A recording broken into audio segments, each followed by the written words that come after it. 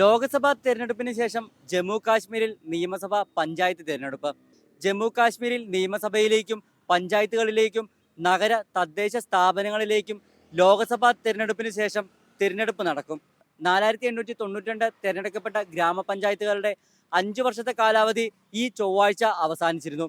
പട്ടണങ്ങൾക്കും നഗരങ്ങൾക്കും ശേഷം ജമ്മു കാശ്മീരിലെ ഗ്രാമീണ മേഖലകളിൽ പരമ്പരാഗതമായുള്ള താഴെത്തട്ടിലുള്ള ജനപ്രതിനിധികളും ഇതോടെ ഇല്ലാതാകും.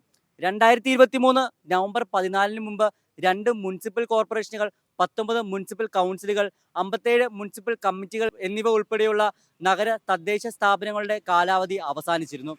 ജനങ്ങൾ നേരിട്ട് തിരഞ്ഞെടുത്ത ജില്ലാ വികസന കൗൺസിലുകളാണ് 2020 നടന്ന തിരഞ്ഞെടുപ്പിന് ശേഷം ഭരണം നടത്തിയിരുന്നത്. 13 വർഷത്തിന് ശേഷം പാർട്ടി ചിഹ്നങ്ങളിൽ നടന്നിരുന്ന തിരഞ്ഞെടുപ്പിലൂടെയാണ് ഇവ രൂപീകരിച്ചത്. എങ്കിലും ജമ്മു കാശ്മീരിൽ അഡ്മിനിസ്ട്രേറ്റീവ് കൗൺസിൽ, നഗര ഗ്രാമ തദ്ദേശ സ്ഥാപനങ്ങളിൽ 2023 ഡിസംബർ 28 പിന്നോക്ക വിഭാഗം സംവരണം അനുവദിക്കുന്ന ജമ്മു കാശ്മീർ പഞ്ചായത്ത് രാജ് നിയമം ഭേദഗതി ചെയ്തിരുന്നു.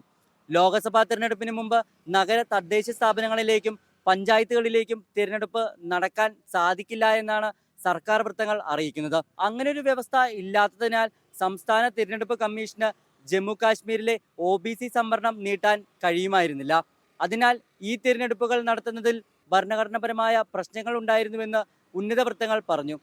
ജമ്മു കാശ്മീർ സംവരണം 2023 പാർലമെന്റിന്റെ ശീതകാല സമ്മേളനത്തിൽ പാസാക്കിയതോടെ ഇവിടെ തിരഞ്ഞെടുപ്പുകൾക്കായി OBC സംവരണം നൽകാം. ഉന്നത വൃത്തങ്ങൾ വിശദീകരിക്കുന്നു.